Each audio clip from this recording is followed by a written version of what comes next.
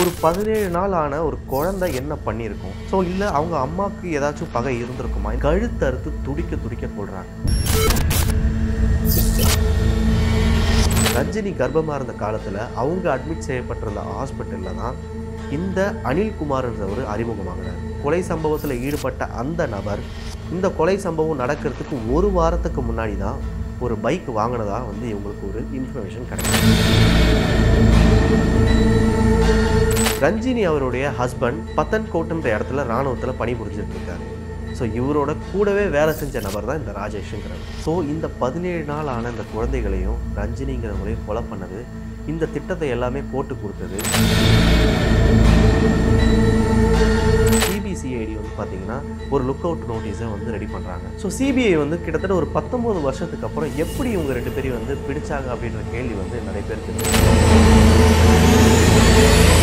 பிறந்து வெறும் 17 நாள் மட்டும் ஆன 2 இரட்டை குழந்தைகளையும் அவங்க அம்மாவையும் கழுத்தறுத்து துடிக்க துடிக்க கொள்கிறாங்க. அந்த பீரியடில் கேரளாவில் ரொம்பவும் பரபரப்பாக பேசப்பட்ட ஒரு விஷயமா இது இருந்துச்சு. நம்ம பொதுவாக பல க்ரைம் த்ரில்லர் ஸ்டோரிஸை கேட்டிருப்போம், பார்த்துருப்போம். அந்த விதத்தில் இந்த ஸ்டோரி எல்லாத்தையும் தூக்கி எறிகிற வண்ணமாக இருந்துச்சு. கிட்டத்தட்ட 19 வருஷம் இந்த குற்றவாளிகள் பிடிபடவே இல்லை. 19 வருஷத்துக்கு அப்புறம் சிபிஐ இந்த குற்றவாளிகளை தேடி கண்டுபிடிச்சி இப்போ கைது பண்ணியிருக்காங்க. ஸோ 19 வருஷத்துக்கு அப்புறம் எப்படி இவங்க பிடிச்சாங்க அப்படின்ற விஷயத்தை தான் இந்த வீடியோவில் நம்ம பார்க்க போகிறோம். நம்ம படங்களில் பார்க்குற கதையாக இருக்கட்டும், சில புக்ஸில் படிக்கிற கதையாக இருக்கட்டும், நிறைய க்ரைம் த்ரில்லர் ஸ்டோரிஸில் காமனாக இருக்க ஒரு விஷயம், நம்ம முற்றிலும் எதிர்பார்க்காத ஒரு நபர் தான் அந்த குற்றத்தை பண்ணியிருப்பார். இந்த மாதிரி நிறைய குற்ற சம்பவங்கள் பார்த்திங்கன்னா இன்னும் இருந்துக்கிட்டு தான் இருக்குது. அதில் சில குற்ற சம்பவங்களுக்கு முடிவு கிடச்சிருச்சு, சில சம்பவங்களுக்கு இப்போ வரைக்கும் முடிவு கிடைக்காம அது இப்போவும் ஒரு மர்மமான ஒரு நிலையில் தான் இருக்குது. ஸோ அந்த விதத்தில் இந்த கேஸ் பார்த்திங்கன்னா ஒரு நபரை கொலை பண்ணோன்னா அதில் ஒரு ஏதாவது ஒரு இன்டென்ஷன் இருக்கணும். ஸோ அப்படி பார்க்கும்போது இந்த கொலையில் என்ன இன்டென்ஷனாக இருக்கும்? ஒரு 17 நாள் ஆன ஒரு குழந்தை என்ன பண்ணியிருக்கும்? ஸோ இல்லை அவங்க அம்மாவுக்கு ஏதாச்சும் பகை இருந்திருக்குமா? இந்த மாதிரி பல கோணங்களில் இந்த கேஸ் விசாரிக்கப்பட்டுச்சு. 2006 ஜனவரி 10ஆம் தேதி தான் இந்த கொலை சம்பவமானது நடக்குது. ஸோ இந்த கொலை சம்பவம் நடந்த இடம் கேரள மாநிலம் கொல்லத்தை சேர்ந்த ஏரலுங்கிற வில்லேஜில் தான் இவங்க வசித்து வந்துருக்காங்க. இவங்களோட பேர் ரஞ்சினி. இவங்களுக்கு அப்போ தான் இரட்டை குழந்தைங்களானது பிறந்திருந்துச்சு. என்றைக்கும் போல் அவங்க அம்மா 2 பேரையும் வீட்டில் விட்டுட்டு சந்தைக்கு போகிறோன்னு சொல்லிட்டு போயிட்டு பார்க்கும்போது தான் இவங்க 2 பேரும், அதாவது ரஞ்சினிங்கிறவங்களும் அவங்களுக்கு பிறந்து 17 நாளான அந்த இரட்டை குழந்தைகளும் கழுத்து அறுபட்டு கொலை செய்யப்பட்டிருந்தாங்க. தன்னுடைய மகள் ரஞ்சினி தரையிலையும் அந்த 2 குழந்தைகள் கட்டிலையும் ரத்த வெள்ளத்தில் இருக்கிறத பார்த்துட்டு அவங்க அம்மா அங்கேயே கத்தி மயக்கம் அடைஞ்சிடறாங்க. இந்த சம்பவம் தெரிஞ்ச அந்த ஊர் மக்கள் உடனே காவல்துறையை தொடர்பு கொண்டு காவல்துறை அங்கே வருது. இந்த கொலை எதனால் நடந்திருக்கும், யார் பண்ணியிருப்பான்னு சொல்லிட்டு பல கோணத்துலேயும் இவங்க விசாரிக்க ஆரம்பிக்கிறாங்க. இந்த கொலை சம்பவத்தை பற்றி இராணுவத்தில் வேலை செஞ்சுட்டு இருந்த டெவில் குமார்ன்ற ரஞ்சினியோட ஹஸ்பண்டுக்கு உடனே கால் பண்ணி இன்ஃபார்ம் பண்ணுறாங்க. ஸோ தன்னோட மனைவி இறந்தது தெரிஞ்ச உடனே அவர் ரொம்பவே மன வருத்தத்தில் கத்தி அழுகுறாரு அங்கே. ஸோ இந்த கொலை எதனால் நடந்திருக்கும், யார் பண்ணியிருப்பான்னு சொல்லிட்டு தொடர்ந்து விசாரணை கொஞ்ச நாள் போய்கிட்டு இருக்கு.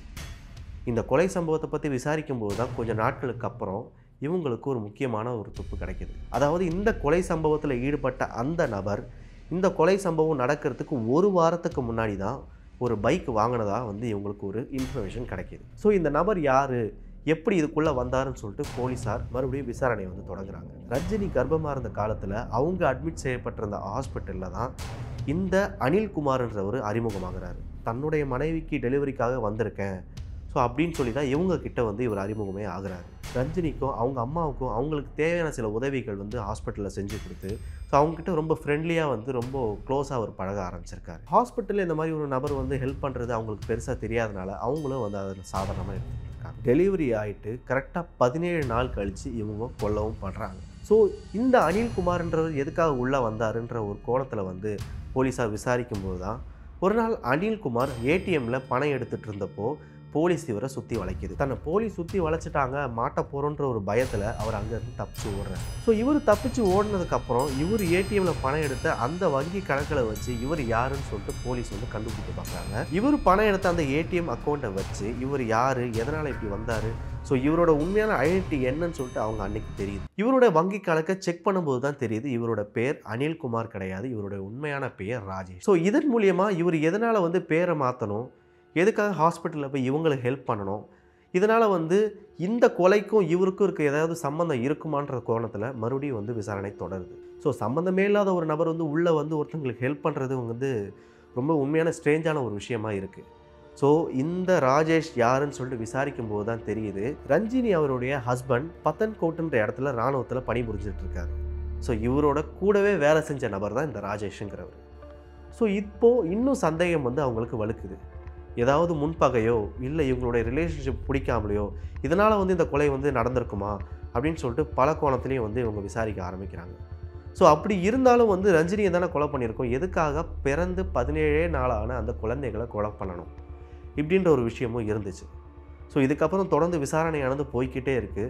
ஸோ அப்போ தான் ஒரு விஷயம் அவங்களுக்கு தெரிய வருது. ஸோ இந்த 17 நாள் ஆன அந்த குழந்தைகளையும் ரஞ்சினிங்கிறவங்களையும் கொலை பண்ணது, இந்த திட்டத்தை எல்லாமே போட்டு கொடுத்தது, இது எல்லாமே ரஞ்சினியுடைய கணவரான டெவில் குமார்ன்றவர் தான் அப்படின்னு தெரிய வந்துச்சு. ஸோ எதனால் கொல்லணும், ரஞ்சினி இறந்தப்போ முதல்ல ஃபோன் செஞ்சு இந்த மாதிரி அவங்க இறந்துட்டாங்கன்னு சொல்லிட்டு இன்ஃபார்ம் பண்ணும்போது அழுததும் அவர் தான். ஸோ இப்படி இருக்கும்போது எதனால் கொன்னாரு அப்படின்ற கேள்வி வந்து பார்த்திங்கன்னா இவங்களுக்கு இடையில ரொம்பவே பரவலாக இருந்துச்சு. ஸோ இவங்களை பிடிக்க ட்ரை பண்ணும்போது தான் இவங்க 2 பேருமே தலைமறைவாகி அவங்கள என்ன ட்ரை பண்ணாலும் பிடிக்க முடியாத அளவுக்கு ஸோ ஒரு ஊர்லேயே மாறி அவங்க வந்து வசிச்சுட்டு வந்துகிட்டே இருந்திருக்காங்க. ஸோ இவங்க பொதுவாக இராணுவத்தில் ஒர்க் பண்ணதுனால இவங்களுக்கு பல பாஷைகள் அத்துப்படியாகவும் இருந்திருக்கு. ஸோ இதனால் வந்து இவங்களை எங்கேயாச்சும் பார்த்தாலோ இவங்களை பற்றி கேள்விப்பட்டாலோ நீங்கள் வந்து காவல்துறைக்கு இன்ஃபார்ம் பண்ணணும்னு சொல்லிட்டு சிபிசிஐடி வந்து பார்த்திங்கன்னா ஒரு லுக் அவுட் நோட்டீஸை வந்து ரெடி பண்ணுறாங்க. ஸோ இப்படியே வந்து காலங்கள் வந்து கிட்டத்தட்ட ஒரு 19 வருஷம் தொடர்ந்து போய்கிட்டே இருக்குது. ஸோ இதுக்கு நடுவில் வந்து பல கேள்விகள் வந்து இந்த கொலை சம்மந்தப்பட்டமாக கேட்டுக்கிட்டே தான் இருந்தாங்க. ரஞ்சினிங்கிறவங்களோட அம்மா வந்து தன்னுடைய மகளோட மரணத்துக்கும் தன்னுடைய பேர குழந்தைங்களோட மரணத்துக்கும் வந்து பதில் தெரியணும்னு சொல்லிட்டு தொடர்ந்து அந்த ஏழ்மை நிலையில் கூட அவங்க போராடிக்கிட்டு தான் இருந்தாங்க. கிட்டத்தட்ட 2006 நடந்த சம்பவம் இப்போ வரைக்கும் தொடர்ந்து விசாரணைக்கு உள்ளாக்கப்பட்டு தொடர்ந்து வந்துக்கிட்டு தான் இருக்குது. ஸோ அவங்க அம்மாவும் ஒரு பக்கம் வந்து தன் மகளுக்கு வந்து எப்படியாச்சும் நீதி கிடைக்கணுன்ற போராட்டத்தில் இந்த கேஸானது சிபிசிஐடியிலிருந்து சிபிஐக்கு மாற்றப்படுது. ஸோ இந்த மாதிரி பல வழக்குகள் வந்து இந்தியாவில் நிலவிக்கிட்டு வந்தாலும் நிறைய வழக்குகளுக்கு இப்போ வரைக்கும் அதுக்கான தீர்வும் சரி, இதை செய்த நபர்கள் யாரும் சரி, இப்படின்ற நிறைய கேள்விகள் வந்து அந்த வழக்கு மேலே தொடர்ந்து இருந்துக்கிட்டு தான் இருக்குது. ஸோ இந்த காலகட்டத்தில் வந்து டெக்னாலஜி பல மடங்கு வந்து உயர்ந்ததுக்கு அப்புறமும் சில விஷயங்களை வந்து நமக்கு வந்து ஈஸியாக இருக்குது. ஸோ அந்த விதத்தில் தான் 2025 ஜனவரி மாதம் அவங்க அம்மாவுக்கு ஒரு குட் நியூஸ் போயிருக்கு. தன்னுடைய மகளையும் அந்த 17 நாள் ஆன குழந்தைகளையும் கொண்ட அந்த 2 பேர் வந்து பிடிபட்டுட்டாங்க அப்படின்ற ஒரு தகவல் வந்துச்சு. ஸோ சிபிஐ வந்து கிட்டத்தட்ட ஒரு 19 வருஷத்துக்கு அப்புறம் எப்படி இவங்க 2 பேரையும் வந்து பிடிச்சாங்க அப்படின்ற கேள்வி வந்து நிறைய பேருக்கு இருந்துச்சு. ஸோ நமக்கு எல்லாமே தெரியும், ஆர்டிஃபிஷியல் இன்டெலிஜென்ட், அதாவது இந்த ஏஐ யூஸ் பண்ணி தான் இவங்களை பிடிச்சிருக்காங்கன்னு சொன்னால் நம்ப முடியுதா? ஏன்னா இவங்க 2 பேரும் அப்போ வந்து இருந்த அந்த முக அடையாளமும் அவங்களோட புகைப்படத்தை வச்சு இவங்க இப்போ எப்படி இருப்பாங்க அப்படின்ற ஒரு லுக் அவுட்டை வந்து அவங்க ஏஐ மூலியமாக எடுத்திருக்காங்க. ஸோ அப்படி இருக்கும்போது இப்போ அவங்க எப்படி இருக்காங்களோ அந்த இமேஜோட அது வந்து மேட்ச் ஆகி போயிருக்கு. ஸோ அதோட ஐடி ப்ரூஃப் இதெல்லாம் வந்து கேதர் பண்ணி அதில் இருக்க தொலைபேசி நம்பரை வந்து யூஸ் பண்ணி அவங்க வந்து அவங்கள பிடிகூடியிருக்காங்க. ஸோ இப்போது அந்த டெவில் குமார்ன்றவரும் அதுக்கப்புறம் ராஜேஷ்ன்றவரும் பாண்டிச்சேரியில் வந்து தன்னுடைய அடையாளங்கள் எல்லாத்தையும் மாற்றிட்டு புதிதாக கல்யாணம் பண்ணிக்கிட்டு அவங்களுக்கு இப்போ குழந்தைங்களும் இருக்காங்க. ஸோ வந்து நார்மலான ஒரு வாழ்க்கையை வந்து வாழ்ந்துக்கிட்டு இருக்காங்கன்னு சொல்லிட்டு தெரிய வருது. ஸோ சிபிஐ உடனே வந்து பாண்டிச்சேரிக்கு போய் அவங்க 2 பேரையும் அரெஸ்ட் பண்ணி கோர்ட்லேயும் ப்ரொடியூஸ் பண்ணுறாங்க. ஸோ இந்த வழக்கில் வந்து பார்த்திங்கன்னா டெக்னாலஜிங்கிறது ரொம்பவே உபயோகமாக இருந்திருக்குன்னு சொல்லலாம். ஏன்னா ஏஐ பற்றி நிறைய விமர்சனங்கள் வருது. ஸோ இதனால் வந்து நிறைய ஆபத்துகள் நடக்கலாம், ஸோ நிறைய பேருக்கு வேலை போகலாம், இந்த மாதிரி நிறைய விமர்சனங்கள் இருந்தாலும் ஸோ இந்த மாதிரியான விஷயங்களுக்கு வந்து நமக்கு ஏஐ ரொம்பவே உபயோகமாக தான் இருக்குது. ஸோ இந்த கொலையை வந்து எதனால் டெவில் குமார் வந்து செஞ்சார், இதுக்கு பின்னாடி இருக்க என்ன பின்னணின்னு சொல்லிட்டு சிபிஐ டெவில் குமாரை விசாரிக்கும் போது தான் இன்னொரு பயங்கரமான விஷயமும் அவங்களுக்கு தெரிய வருது. ஸோ இந்த டெவில் குமார் அப்படின்றவரையும் அதுக்கப்புறம் ராஜேஷுங்கிறவரையும் விசாரிக்கும் போது தான் இவங்க எதுக்காக ரஞ்சினியும் அந்த 2 குழந்தைங்களையும் கொன்னாங்கன்றதுக்கான ரீசன் இவங்களுக்கு தெரிய வருது. அதாவது ரஞ்சினியும் அதுக்கப்புறம் டெவில் குமாரும் கல்யாணத்துக்கு முன்னாடி ரொம்ப நெருங்கி பழகினதாகவும் அதன் மூலியமாக தான் அவங்களுக்கு வந்து அந்த குழந்தைகள் பிறந்ததாகவும் சொல்லப்படுது. குழந்தைகள் பிறந்ததுக்கப்புறம் இது என்னோட குழந்தைகளே கிடையாது அப்படின்னு சொல்லி அவர் வந்து அந்த ரஞ்சினின்றவங்க கிட்ட ரொம்ப சண்டை போட்டதாகவும் தெரிய வருது. ஸோ இந்த விதத்தில் வந்து பார்த்திங்கன்னா ரஞ்சினிங்கிறவங்க அங்கே இருக்கிற லோக்கல் போலீஸ் ஸ்டேஷனில் போய் இந்த மாதிரி ஒரு பிரச்சனை இருக்குது, இவர் வந்து என்னுடைய குழந்தைகளை வந்து பார்த்திங்கன்னா அவருக்கு பிறந்ததில்லைன்னு சொல்லிட்டு மறுக்கிறாருன்ற மாதிரி நிறைய கம்ப்ளைண்ட்ஸும் கொடுத்து அது ஒரு பிரச்சனையாகவும் போயிட்டு இருந்தது. ஸோ இந்த விதத்தில் தான் ரொம்ப ஆத்திரம் அடைஞ்ச டெவில் குமார் தன்னுடைய நண்பரான ராஜேஷுங்கிறவரை ஊருக்கு அனுப்பி தன்னோட குழந்தைகளையும் தன்னோட மனைவியும் கோரமாக கொள்றதுக்கு திட்டம் தீட்டி கொடுத்துருக்காரு. ஸோ இப்போ வந்து பார்த்திங்கன்னா அவங்க 2 பேரையும் வந்து ரிமாண்ட் பண்ணி ஜெயிலில் தான் இருக்காங்க. ஸோ இந்த மாதிரி நிறைய க்ரைம் கேசஸ் வந்து பார்த்திங்கன்னா இந்தியாவில் தொடர்ந்து வந்துக்கிட்டு தான் இருக்குது. நான் சொன்ன மாதிரி நிறைய கேசஸ்க்கு முடிவு கிடச்சிருச்சு, நிறைய கேசஸ்க்கு இன்னும் முடிவே கிடைக்கல. ஸோ போலீஸ் தொடர்ந்து விசாரணை செஞ்சுக்கிட்டு தான் இருக்காங்க. சில குற்றவாளிகள் இன்னும் காப்பாற்றப்பட்டு கொண்டு தான் இருக்காங்க. ஸோ ஏதோ ஒரு கட்டத்தில் அவங்க வந்து பிடிபடுவாங்க. இந்த மாதிரியான மிஸ்ட்ரியான கேசஸ் எல்லாமே வந்து முடிவுக்கு வரும்னு சொல்லிட்டு நம்புவோம். இந்த கேஸை பற்றி உங்களோட அபிப்பிராயம் என்ன அப்படிங்கிறத மறக்காமல் கமெண்ட் செக்ஷனில் சொல்லுங்கள்.